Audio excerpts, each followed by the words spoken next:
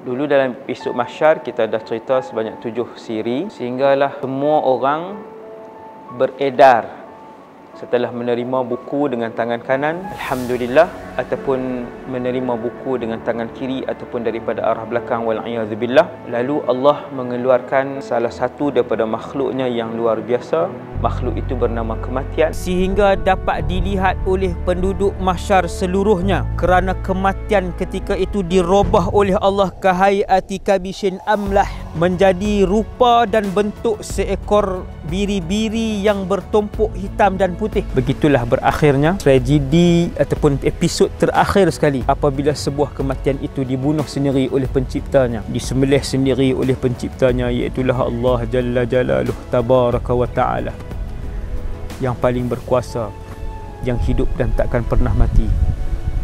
Jallat azamatu Rabbina. Dan ketika itu berjalanlah raja-raja menuju ke dalam syurga ataupun menuju ke satu tempat yang bernama Haud. Macam mana kehidupan tuan-tuan perempuan pagi ni, tuan-tuan pegang ni? Rasa macam tu syurga. Nikmat-nikmat dunia ni semua dalam syurga? Ya, semua dalam syurga. Semangat tak nak hidup tuan-tuan kalau macam tu? Semangat. Semangat tak nak buat benda baik? Semangat. Semangat tak untuk bersabar bila diuji oleh Allah? Semangat. Tuan-tuan sekalian, dalam syurga tiada lagi puasa. Tuan-tuan tak boleh puasa. Ketika penduduk syurga ditunjukkan oleh Allah Subhanahu Wa Taala wajah Allah, melihat Allah dalam syurga, seluruh penduduk syurga terduduk dan tersujud di hadapan Allah. Lalu Allah Ta'ala kata, angkat kepala kalian, sesungguhnya dalam syurga ni tak ada lagi dah yang namanya sujud. Tak ada dah. Orang yang suka dengan burung, dia tanya, Ustaz, burung ada dalam syurga, Ustaz, burung. Orang yang gila tangkap gambar ni, dia tanya apa? Ustaz, kamera ada dalam syurga, kamera. Dia tanya kamera ada, kita ada. Ustaz, lagu ada, Ustaz, lagu. Syurga ni bukan kayangan. Macam mana tuan-tuan pegang pintu, tarik buka pintu masjid. Dalam syurga nanti tuan-tuan pegang pintu istana. Tuan-tuan dalam syurga, tuan-tuan pegang pintu istana, tarik, macam tu boleh buka. Macam mana tuan-tuan start kereta hari ni, tuan-tuan start kereta boleh berjalan, beronda, tengok kecantikan muka bumi Allah ni. Pi New Zealand, tuan-tuan pi Switzerland, tuan-tuan pi China, tuan-tuan pi Korea, tuan-tuan pi UK. Macam itulah tuan-tuan ada kenderaan dalam syurga, boleh bersiar-siar sama macam dunia ni. Inilah syurga. Allah bagi satu keadaan, semua benda yang tuan-tuan teringin atas dunia ni, benda itulah yang Allah bagi kat syurga. Semua orang nak tinggi, Allah bagi tinggi. Orang suka kacak, orang suka cantik, Allah Ta'ala bagi semua cantik, semua kacak dalam syurga. Orang suka untuk hidup selama-lamanya, Allah Ta'ala bagi dalam syurga, mereka hidup selama-lamanya. Nafsu suka sebut keburukan orang, tapi nak masuk syurga tak boleh sebut dan mencanai serta menyebarkan aib keburukan orang. Nak masuk syurga kena rajin solat dan bangun malam. Nafsu tak suka untuk solat dan bangun malam. Nak masuk syurga kena puasa dalam bulan Ramadan. Nafsu tak suka berpuasa. Hasbunallah wa ni'mal wakil.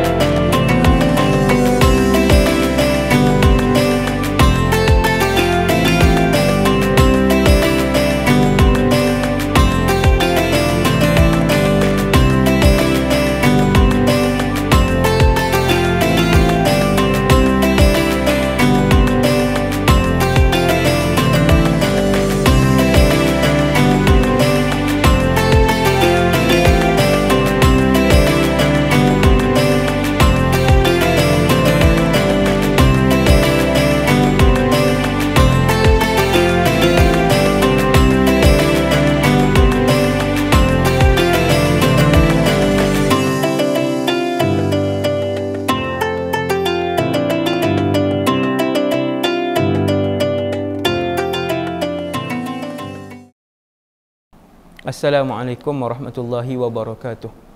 A'udzu billahi minasyaitonir rajim. Bismillahirrahmanirrahim. Alhamdulillahi rabbil alamin.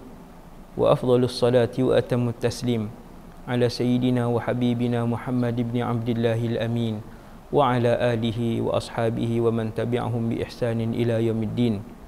Wala hawla wala quwwata illa billah al-aliyyil azim.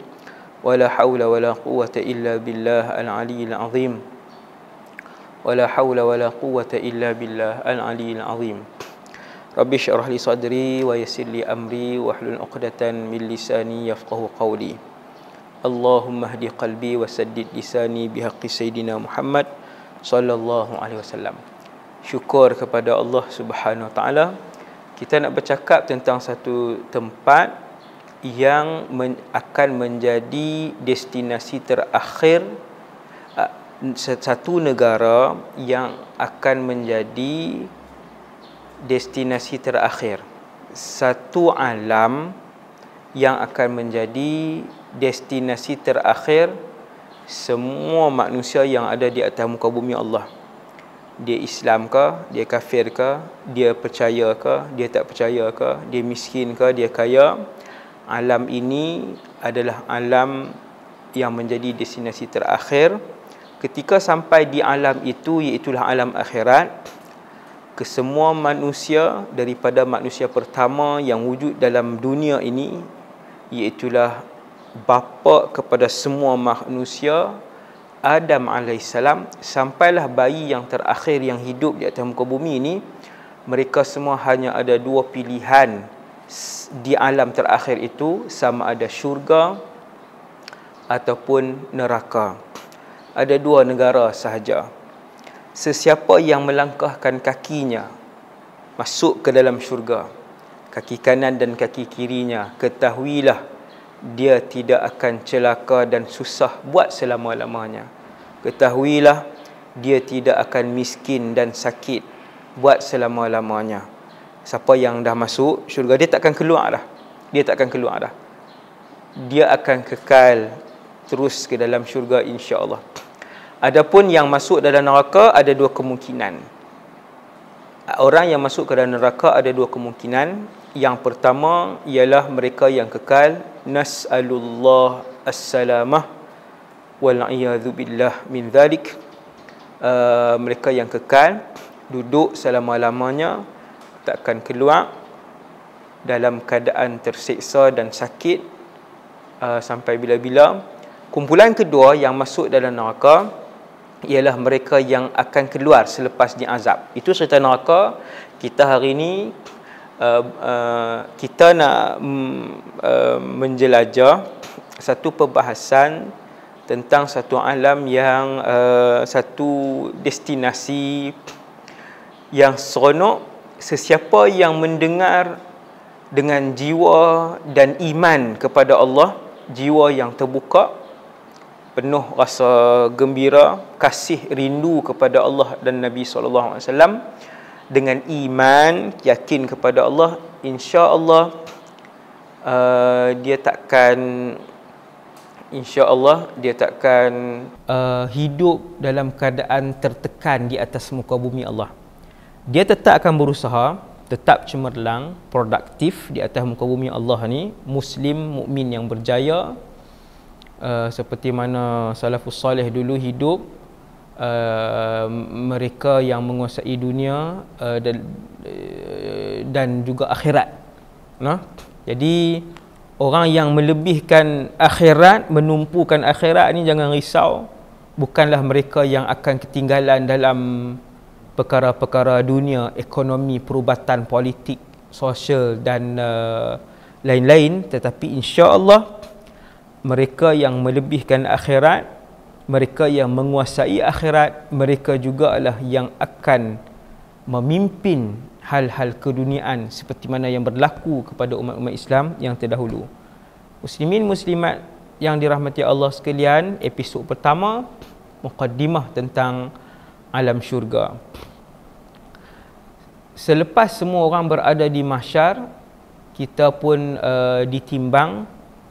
Akhirnya Allah Subhanahu Wa Taala membunuh kematian yang ditayangkan kepada seluruh penduduk mahsyar dalam rupa seekor kambing. Kambing itu adalah mati. kambing itu adalah makhluk Allah yang bernama kematian. Kambing itu akan disembelih di mahsyar, lalu ditunjukkan kepada semua penduduk mahsyar yang bakal ahli syurga ataupun yang bakal ahli neraka, lalu diumumkan oleh Allah SWT ketika itu, ya ahlal jannah khulud bila maut, wahai ahli syurga, kekallah kalian selama-lamanya, tiada lagi kematian.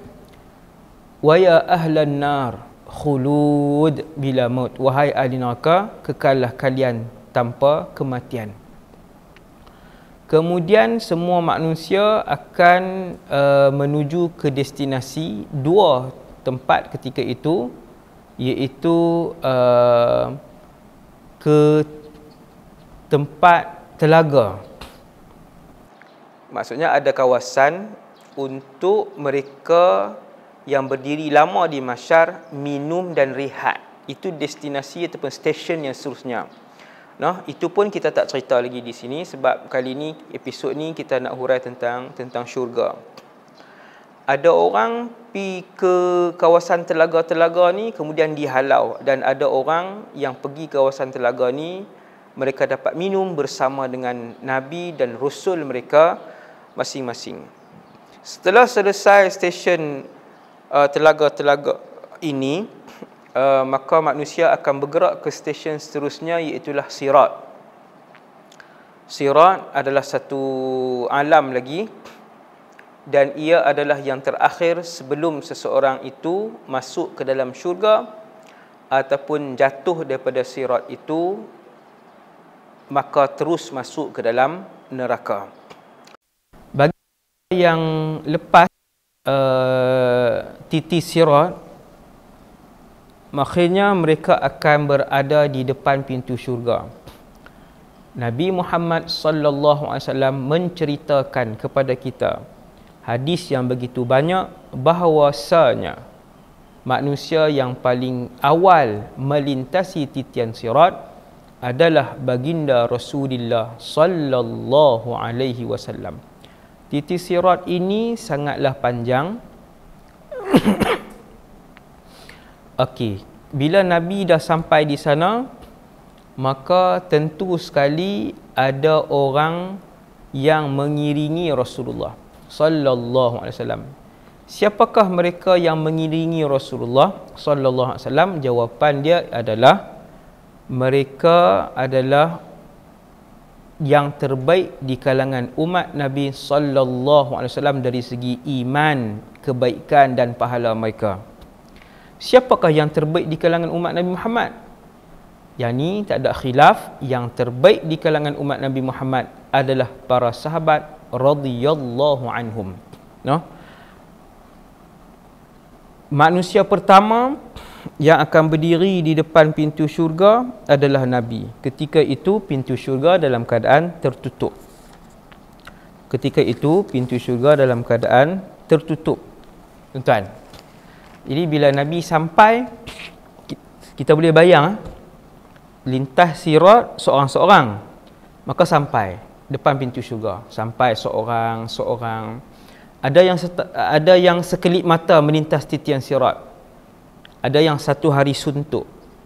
Ada yang seminggu. Ada yang sebulan melintas titian sirat. Ada yang setahun. Tuan-tuan, ada yang 100 tahun melintas titian sirat. Dan ada yang beratus-ratus tahun melintas titian sirat. Na'udzubillah, nas'alullah as-salamah. No, hasbunallah wa ni'mal wakil. Jadi Rasulullah dengan kumpulan pertama ini di kalangan umat Nabi yang terbaik, tentu sekali mereka ini melintas titian sirat sepantas kilat. Wahai Allah, mudahkanlah kami ketika kami melintas titian sirat pada satu hari nanti. Ini antara doa. Bila kita ada tempat keadaan yang mustajab doa, minta dengan Allah untuk Allah mudahkan proses melintas titian sirat.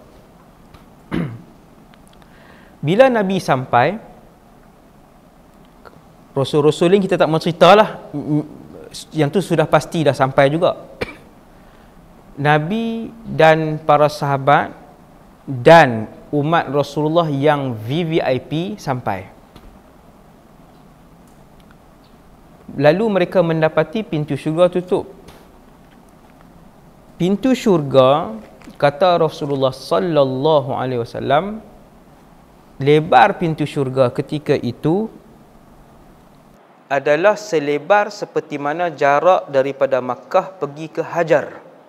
Hajar ni nama tempat. Tuan-tuan boleh tengok dalam peta. Dan Nabi pun sebut lebar pintu syurga juga seperti jarak daripada Makkah ke Busra. Busra ni di Syria. Busra ni di dalam Syria. Busra. Kalau kita tengok pada hari ini, kedua-dua jarak ini adalah 794 mile. 794 mile. Saya anggar lebih kurang 1000 km lah, lebih kurang, Maksudnya, tuan-tuan sekalian, Nabi sebut lebar pintu syurga, lebarnya pintu syurga, luasnya syurga 1000 km. Pintu, tuan-tuan. Istana yang paling besar atas dunia hari ini, tuan-tuan, istana yang paling besar atas dunia hari ini pun yang mempunyai lebih kurang beratus-ratus bilik dalam istana itu, pintu dia, tuan-tuan, tak sampai pun 1 kilometer. Kan, pintu utama dia tu tidaklah sampai 1 kilometer. Tuan-tuan boleh cari. Saya tak sebutlah kan mana istana yang paling besar atas dunia ni. Saya pernah tengok maklumat tu, ada berapa ratus bilik dan pintu utama dia tidaklah sampai 1 kilometer. Tuan-tuan bayangkan, pintu syurga lebih kurang 794 mile, lebih kurang 1000 kilometer. Subhanallah, ataupun 1000 lebih sikit, Bila Nabi sampai, pintu syurga dalam keadaan tutup. Persoalan dia, adakah sekarang ini ketika ceramah ini dirakamkan, pintu syurga itu dalam keadaan tertutup ataupun terbuka? Jawapan dia dalam keadaan tertutup. Ya. Cumanya sekarang ini bulan Ramadan, maka pintu syurga dibuka lah. Pada setiap kali Ramadan, Allah SWT akan membuka ke-88 pintu syurga. Masya Allah. Kerana apa? Kerana mulianya bulan Ramadan ini, seperti yang kita sekarang ni. Okey, tuan-tuan. Maka bila Nabi sampai, Nabi pun memberi salam dan malaikat pun bertanya siapa? Nabi menjawab Muhammad. Maka malaikat pun sebut, bika umirtu alla aftaha li ahadin qablak. Wahai Muhammad, aku diberi arahan oleh Allah untuk tidak membuka pintu ini kepada sesiapa pun kecuali yang pertama mengetuknya ialah kamu, iaitulah Nabi kita Muhammad sallallahu alaihi wasallam. Dan pintu syurga ini ada 8 pintu syurga. Ada 8. Setiap orang akan masuk melalui pintu-pintu syurga yang berbeza. Ada orang malaikat mempersilakan kepada dia untuk pilih mana-mana pintu yang dia nak masuk. Ini VVVIP, umat Nabi Muhammad. Masuklah pintu mana pun. Yang ini yang paling mulia. Ketika tuan-tuan, puan-puan, ibu-ibu, ayah-ayah satu hari nanti berada di depan syurga, tuan-tuan, puan-puan dipelawar oleh para malaikat untuk pilih mana-mana pintu, kecuali ketahuilah tuan-tuan adalah orang yang mulia. Ada pintu syurga nama pintu as-salah. Ada pintu syurga nama pintu sedekah, ar-rayyan, al-jihad, pintu taubah, pintu al-aiman. Orang yang mendapat syafaat daripada Nabi untuk masuk syurga akan masuk melalui pintu al-aiman. Pintu al-kadhimin al-ghaidh, pintu orang yang banyak menahan marah, dendam. Dan akhir sekali, yang ke-8, pintu zikir ataupun pintu al-ilm, pintu ilmu, ataupun dinamakan sebagai pintu al-hajj. Yang tu ada khilaf di kalangan ulama lah. Pintu yang sangat masyhur, pintu sembahyang bagi orang yang jiwa dia jiwa solat. Quran baca juga, sedekah, haji, pergi jihad pun sangat suka dengan jihad, tapi yang paling dia suka adalah solat. Jadi ketika nama dia dipanggil di depan syurga, dia dipelawa oleh Allah untuk masuk melalui babus solah, pintu sembahyang. Tuan-tuan, tanya diri masing-masing, kita ni ibadat apa yang paling disukai dalam hati, di dalam hati kecil kita. Ataupun cuba tengok masing-masing, saya dan kita semua dalam kehidupan kita, apa hati kita paling kita suka. Saya ada jumpa orang, dia sangat suka dengan Al-Quran. Sedekah kurang, memang kita kenal, sedekah dia sangat kurang. Biasa sangat lah, walaupun gaji dia berbelah-belah ribu kan, tapi sedekah dia sangat sedikit. Dia tak kedekut, tapi sedekah dia sangat biasa. Tetapi dia sangat suka dengan Quran. Saya nak beritahu bahawa tiap-tiap orang, insya-Allah, dalam hati dia ada benda ibadat yang paling dia suka. Sebab tu pintu syurga banyak jenis.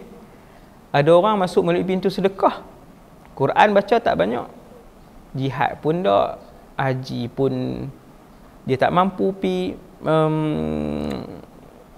semayang pun biasa-biasa, tetapi dia suka bersedekah kan. Jadi itulah pintu syurga yang 8.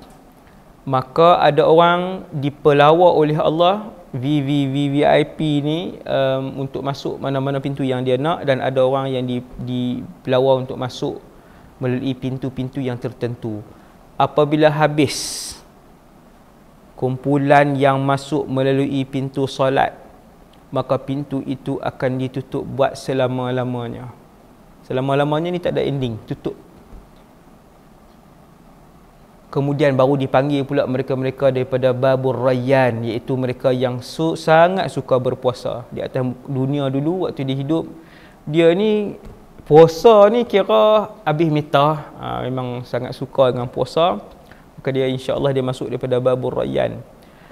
Habis mereka yang masuk daripada Babur Rayyan, mereka di kalangan manusia yang masuk daripada Babur Rayyan habis, maka ditutup Babur Rayyan. Jadi tuan-tuan, hati-hati bila Allah Ta'ala panggil satu grup nanti masuk syurga, satu grup masuk syurga, satu persatu pintu syurga ini akan ditutup oleh Allah. Kita duk tengok diri kita ni, nama kita dipanggil waktu bila? Wahai Allah, bila nama kami akan dipanggil? Tengok satu pintu syurga ditutup. Waktu tu menggerunkan. Takutlah, kita takut. Okey. Kemudian pintu syurga pun dia buka, orang pun mula masuk. Kata Rasulullah dalam satu hadis, sambil Nabi meletakkan tangan kanannya di atas bahu Abu Bakar, tangan kirinya di atas bahu Umar, maka Nabi pun sebut, ya Aba Bakrin wa ya Umar, hakadha yadkhulu thalathatuna al-jannah. Wahai Abu Bakar, wahai Umar, beginilah kita tiga akan masuk ke dalam syurga.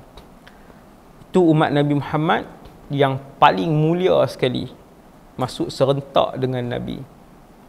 Kemudian ada 10 orang, bahkan lebih di kalangan sahabat, ada 30-40 di kalangan sahabat, 30 hingga 40 di kalangan sahabat yang Nabi sebut ahli syurga sebelum mereka meninggal.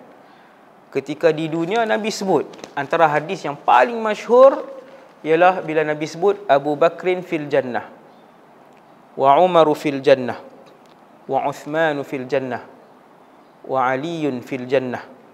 Nabi sebut nama 10 orang. Abu Bakar, Umar, Uthman, Ali, Talha, Zubair, Sa'ad ibn Abi Waqqas, Abdul Rahman ibn Auf, Sa'id ibn Zaid, dan yang ke-10 Abu Ubaidah ibnul Jarrah fil jannah, Nabi sebut. Jelas-jelas ketika Nabi sebut ke-10 sahabat ini masih melata di atas muka bumi Allah dan hidup. Masya Allah.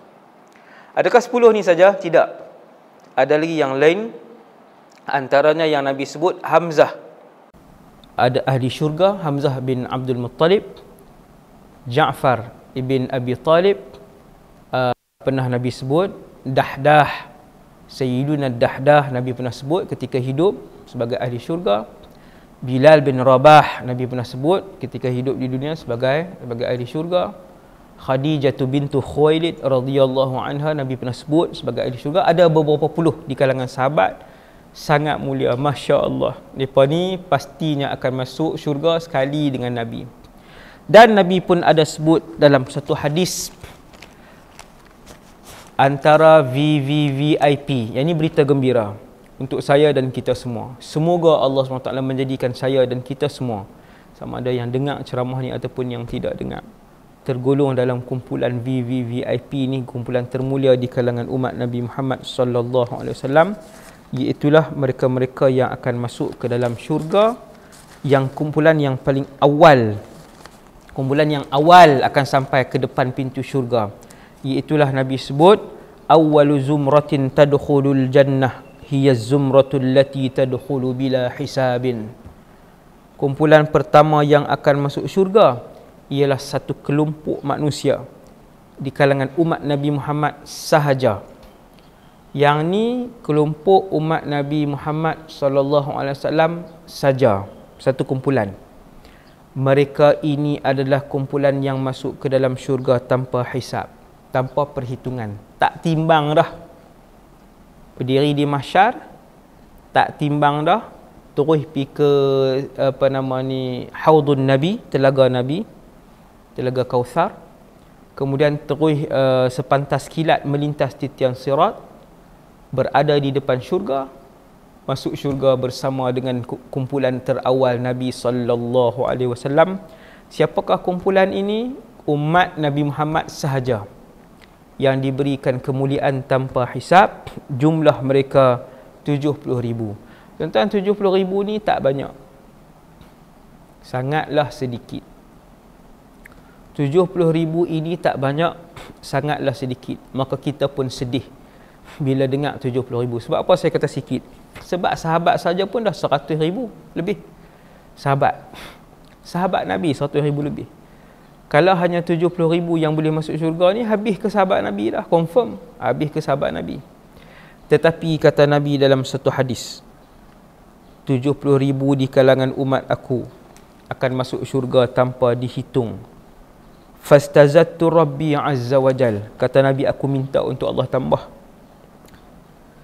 Fazadani ma'kulli wahidin 70,000. Allah pun tambah 70,000 tadi, Allah tambah tiap-tiap satu Allah Ta'ala ganda 70,000 lagi.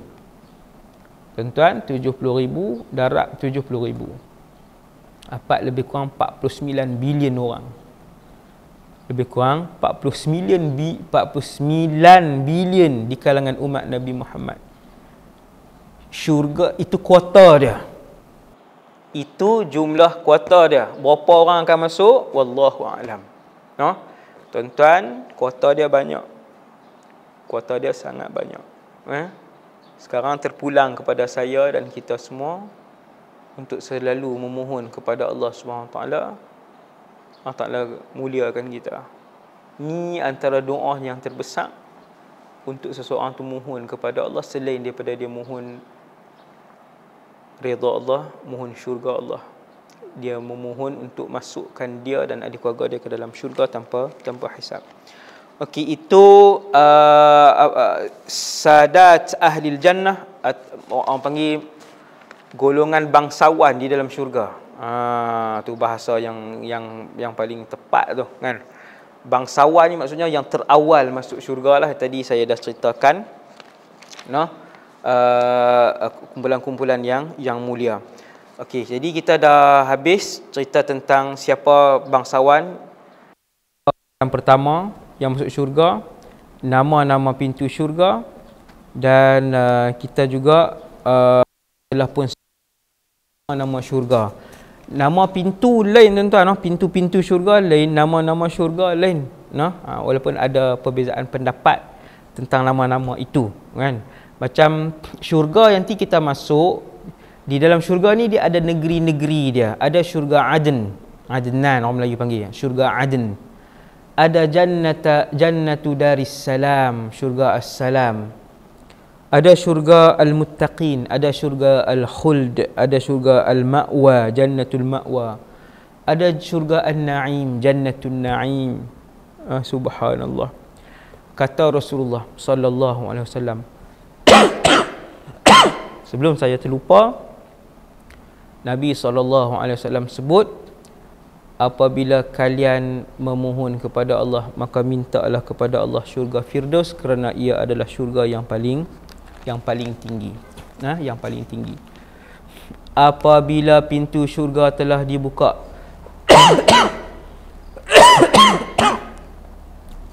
88 pintu syurga dibuka, manusia pun mula beratur untuk masuk, maka kita akan disambut oleh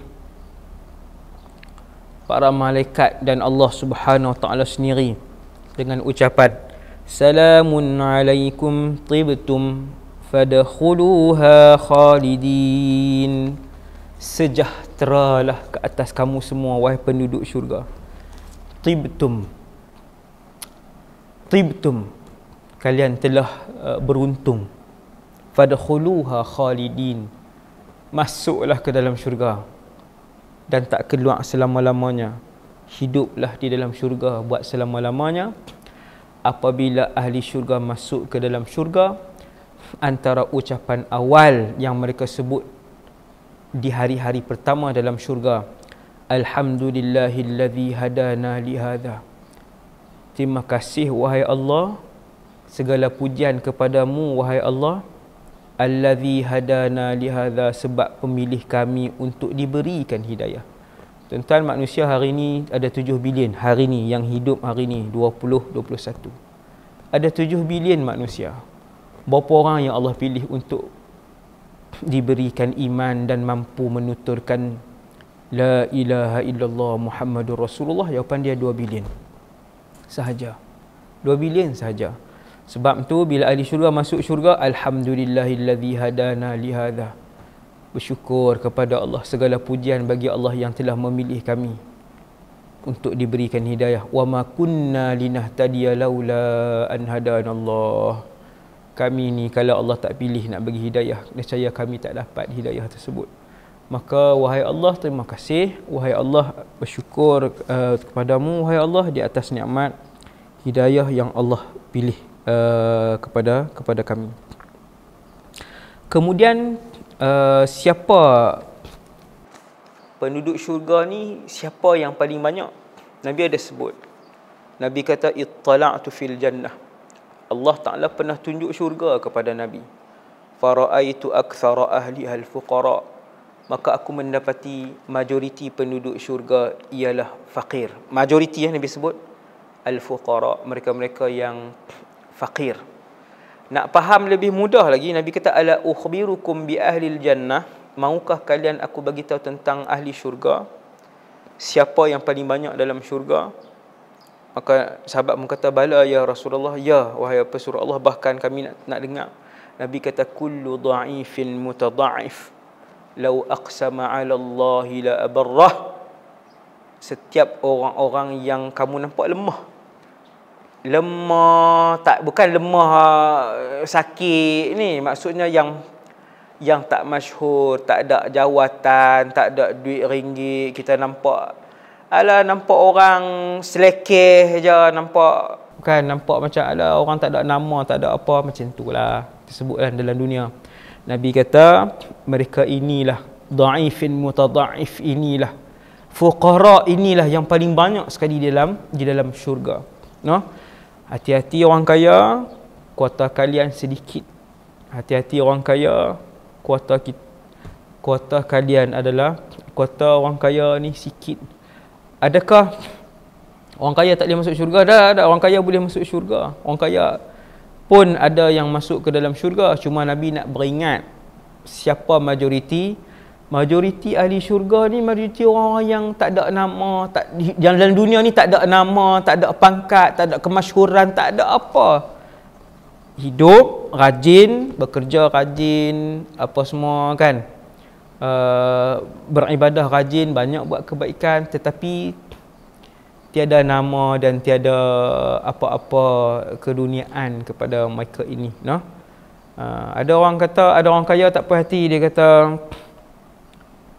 kalau orang kaya yang ni ustaz yang baik, maka jawapan dia, di antara seorang miskin yang baik yang bertakwa dengan seorang kaya yang bertakwa, sama-sama bertakwa, siapakah yang lebih tinggi kedudukannya dalam syurga? Jawapan dia tuan-tuan, orang kaya. Ini berita baik untuk orang kaya. Cumanya orang kaya ni bilangan mereka sedikit, no? Sebab nak cari orang kaya yang pemurah susah. Orang kaya yang menunaikan janji, hak dia ada janji nak buat hak tu, nak buat hak ni, susah. Selalunya sifat manusia, lagi kaya lagi kedekut. Selalunya, bukan semua, selalunya. Cuba tengok orang kaya kan. Ni bukan saya nak kutuk siapa-siapa, muhasabah diri kita. Lagi kaya lagi kedekut, lagi dia pegang. Betul, ini pengalaman saya. Bersama dengan orang-orang yang Allah Ta'ala bagi kelebihan, sangat susah untuk bagi hak keuangan ni, sangat susah. Dan mereka banyak berjanji, walaupun kita tak minta, kita tak pernah minta dan tak pernah mohon kepada mereka, alhamdulillah, tapi mereka banyak janji dan kebanyakan janji mereka tidak ditunaikan. Hati-hati orang kaya. Ketahuilah sesungguhnya orang kaya apabila bertakwa kepada Allah, mereka lebih tinggi kedudukan mereka di sisi Allah daripada orang miskin yang bertakwa. Betul. Ada dalil, iaitu apabila sahabat-sahabat yang susah pergi mengadu ke Nabi, ya Rasulullah, dhahaba ahlud duthuri bil ujur.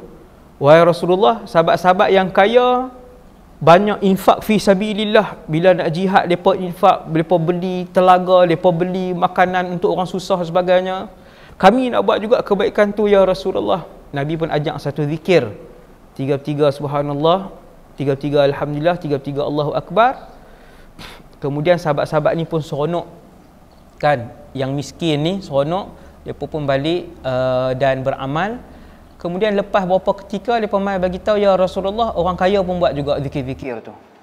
Mereka menggunakan harta mereka untuk Allah, untuk jalan Allah, untuk Islam.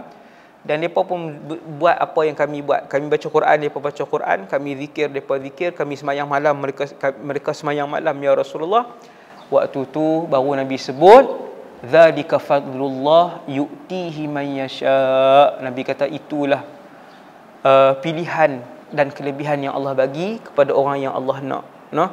Maka orang kaya yang bertakwa dengan orang miskin yang bertakwa lebih tinggi di kedudukan dan pahala orang kaya yang bertakwa tadi.